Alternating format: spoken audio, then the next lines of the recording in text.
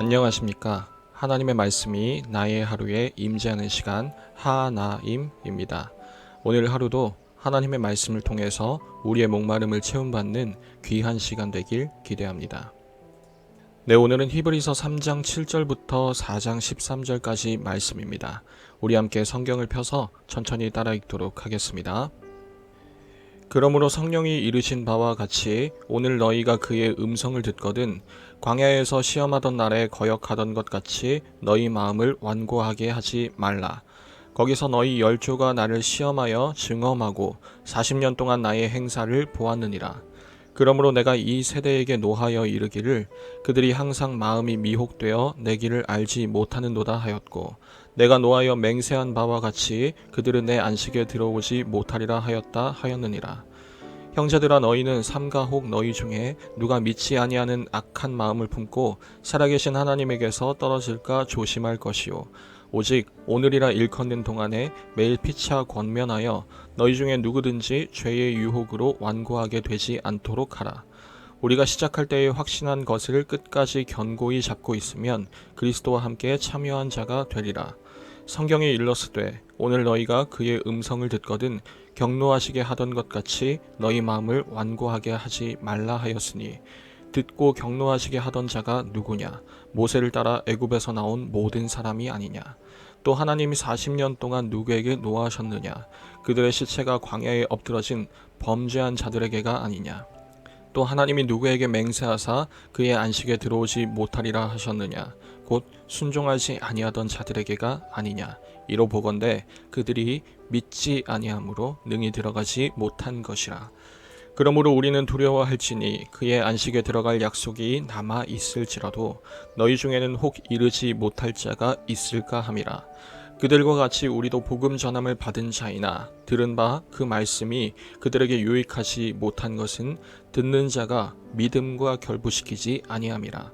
이미 믿는 우리들은 저 안식에 들어가는도다. 그가 말씀하신 바와 같으니 내가 노하여 맹세한 바와 같이 그들이 내 안식에 들어오지 못하리라 하셨다 하였으나 세상을 창조할 때부터 그 일이 이루어졌느니라. 제7일에 관하여는 어딘가에 이렇게 일렀으되 하나님은 제7일에 그의 모든 일을 쉬셨다 하였으며, 또다시 거기에 그들이 내 안식에 들어오지 못하리라 하였으니, 그러면 거기에 들어갈 자들이 남아 있거니와 복음 전함을 먼저 받은 자들은 순종하지 아니함으로 말미암아 들어가지 못하였으므로, 오랜 후에 다윗의 글에 다시 어느 날을 정하여 오늘이라고 미리 이같이 일렀으되 오늘 너희가 그의 음성을 듣거든 너희 마음을 완고하게 하지 말라 하였나니, 만일 여호수아가 그들에게 안식을 주었더라면 그 후에 다른 날을 말씀하지 아니하셨으리라. 그런즉 안식할 때가 하나님의 백성에게 남아 있도다. 이미 그의 안식에 들어간 자는 하나님이 자기의 일을 쉬심과 같이 그도 자기의 일을 쉬느니라. 그러므로 우리가 저 안식에 들어가기를 힘쓸지니 이는 누구든지 저 순종하지 아니하는 본에 빠지지 않게 하려 함이라.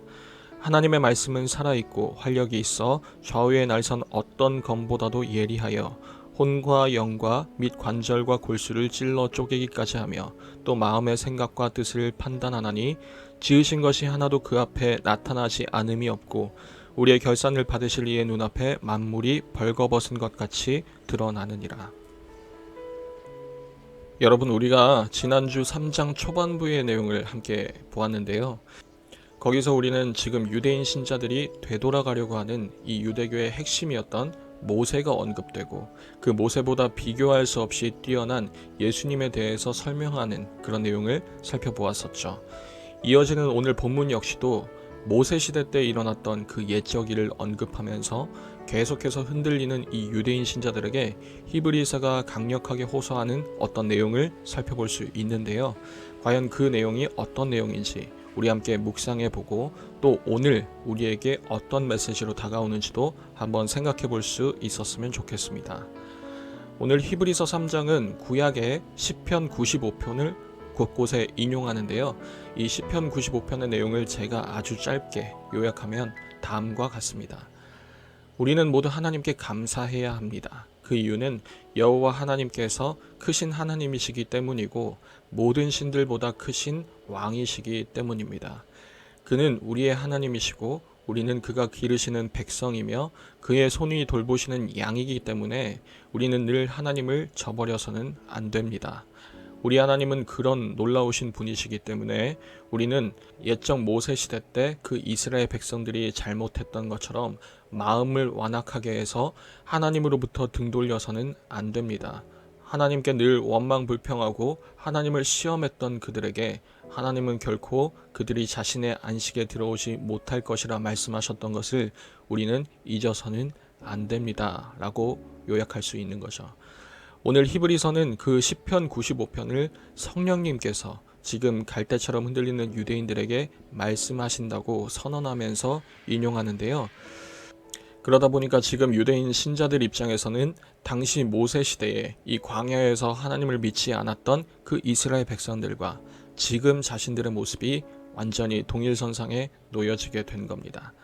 눈앞에 직면한 위기와 또 불편 속에서 하나님을 믿기보다는 비록 노예이긴 했지만 예전에 안락했던 그 애굽 생활을 그리워하고 또 옛 모습을 추억하면서 자꾸만 되돌아가려고 했던 그 모세 시대의 광야에서의 이스라엘 백성들의 모습이 지금 자꾸만 눈앞의 위기에서 뒷걸음질 치려는 자신들의 모습과 완전히 지금 똑같은 상황에 놓이게 된 거죠. 아마 이 유대인 신자들 스스로도 양심상 감히 아니라고 말할 수 없을 정도로 딱 들어맞는 상황이었습니다. 바로 그 상황에서 히브리서는 그들에게 직격탄을 날리게 되는데요. 여기서부터 믿음이라는 그 문제를 가지고 들어오게 되는 겁니다. 오늘 이렇게 말하죠. 형제들아, 너희는 삼가 혹 너희 중에 누가 믿지 아니하는 그 악한 마음을 품고 살아계신 하나님에게서 떨어질까 조심해야 한다. 우리가 시작할 때에 확신한 것, 확실히 믿었던 그것을 끝까지 견고히 잡고 있으면 그리스도와 함께 참여한 자가 될 것이다. 그러면서 이어서 이렇게도 얘기하죠. 그들과 같이 우리도 복음을 들은 자들이지만 그 말씀이 그들에게도 또 지금 흔들리는 우리에게도 유익하지 못한 것은 그 복음을 듣는 자가 믿음과 연결하여 듣지 않았기 때문이다. 여러분, 히브리서에서 말하는 이 믿음은 결코 추상적인 개념이 아닙니다. 굉장히 어떻게 보면 고상하고 또 어떻게 보면 두루뭉술한 굉장히 평온한 그런 신념 같은 것을 말하는 게 아니라 양자택일의 순간에서 그 갈림길의 기로에서 어느 쪽으로 무엇으로 기울어지느냐에 대한 확실하고 분명한 선택의 근거이고 또 무게추라고 말하고 있습니다. 무한한 저울질 속에서 우리가 특정한 한쪽으로 기울어지게 되는 이유, 특정한 한쪽을 택하게 되는 그 이유와 근거는 결국 우리의 주인이 누구인가에 대한 그런 인정과 동의 그리고 선택일 것입니다. 더 강한 쪽, 나를 더욱더 안전하게 보호해 줄 수 있다고 믿는 쪽, 쉽게 말해서 우리의 주인을 고르게 되는 겁니다. 예수님을 믿는 그 믿음을 저버리고 로마 황제가 보장해주는 저 안전한 유대교로 돌아간다면 여러분, 그건 살아남기 위한 생존 처세술이나 지혜로움이 아니라 그것은 로마 황제를 믿고 동시에 하나님을 믿지 않는다는 그 믿음의 문제, 믿음의 영역이라는 말이죠. 사랑하는 우리 중고등부 여러분, 그래서 오늘 히브리서 4장 1절은 우리에게 이렇게 말합니다. 두려워할 것을 두려워하라고 말이죠. 여러분, 여기서 말하는 두려움은 그저 아무것도 옴짝달싹할 수 없게 만드는, 아무것도 못하게 만드는 그 극심한 공포감을 말하는 것은 아닙니다. 오히려 예를 들자면 등산가들이 산을 오르기 전에 모든 장비가 제대로 잘 작동하는지 혹 빼먹은 것은 없는지 만반의 채비를 갖추도록 하는 그런 종류의 두려움인 겁니다. 여러분은 지금 그 불확실한 미래를 앞두고 어느 쪽으로 기울어져 계십니까? 그리고 그 선택의 기준은 무엇입니까? 여러분은 지금 무엇을 의지하고 무엇을 신뢰하십니까? 바라기는 그 선택의 기준, 우리의 기울어지는 그 방향이 예수님을 믿는 그 믿음이었으면 좋겠습니다. 오늘 히브리서 4장에는 굉장히 유명한 말씀이 있습니다. 바로 12절 말씀인데요. 거기엔 이렇게 기록되어 있습니다. 하나님의 말씀은 살아있고 활력이 있어 좌우의 날선 어떤 검보다도 예리하여 혼과 영과 및 관절과 골수를 찔러 쪼개기까지 하며 또 마음의 생각과 뜻을 판단하나니. 성경에서 말하는 칼은 때로는 위협이라는 의미로도 쓰일 때가 있고 또 때로는 능력이라는 의미로도 사용됩니다. 그 칼자루가 누구 손에 쥐어졌느냐에 따라서 그 의미가 갈리는 거죠. 지금 유대인 신자들은 로마 황제의 칼 앞에서 굴복하고 있는 셈이고, 오늘을 살아가는 우리들은 세상이 들이미는 그 예리한 칼 앞에서 너무나도 무기력해져 있는 셈입니다. 그런 그들에게 또 오늘 우리에게 히브리서는 이렇게 말하죠. 그것들과 감히 비교할 수 없는 더 강한 칼이, 더 강한 능력이 우리에게 이미 쥐어져 있다라고 말입니다. 사랑하는 여러분, 믿음으로 살아간다는 것은 이 더 강한 칼이 우리 손에 쥐어져 있음을 인지하고 살아간다는 것입니다. 이 칼이 무엇보다 더 예리하다는 것을 인정할 수 있는 사람은 아무리 그 칼을 놓으라고 해도 절대 놓치지 않을 겁니다. 그 칼의 정체를 히브리서는 바로 하나님의 말씀이라고 말하고 있는 거죠.